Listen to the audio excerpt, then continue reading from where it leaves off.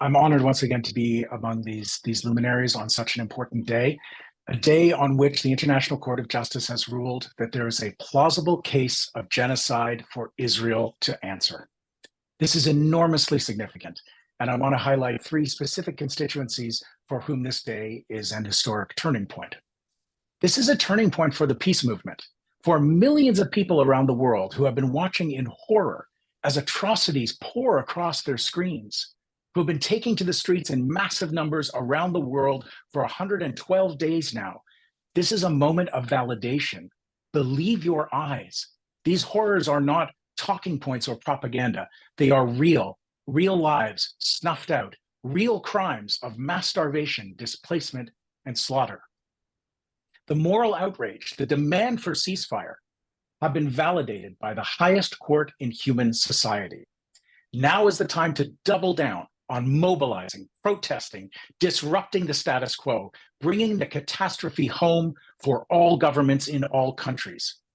It's a long-awaited moment of accountability for Israel, not just for the ongoing crimes in Gaza, but for the entire system of illegal occupation, apartheid, dehumanization, and oppression of Palestinians.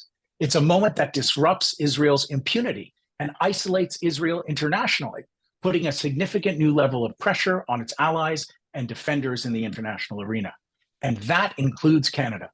This is a turning point for Canada, a moment of truth in our country. As a signatory to the Convention on Genocide, Canada must not support or enable a country that may be engaging in the most heinous acts of which humanity is capable.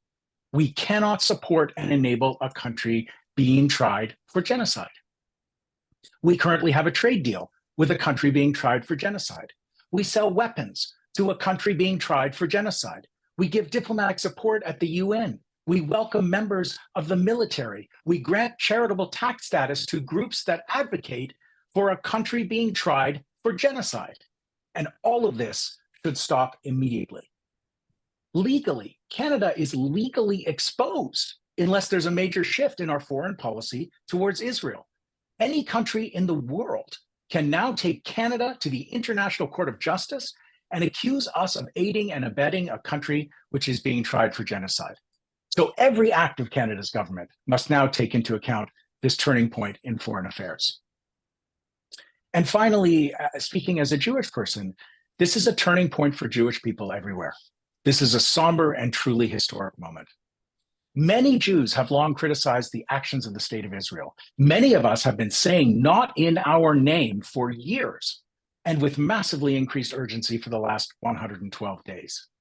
But many Jewish people still have a deep visceral connection to the idea of a Jewish state, and there are many myths that have long persisted. This is a turning point for those myths, that Israel is a light unto the nations, that the Israeli military is the most moral army in the world, that Israel is a guarantee that there will never again be another Holocaust.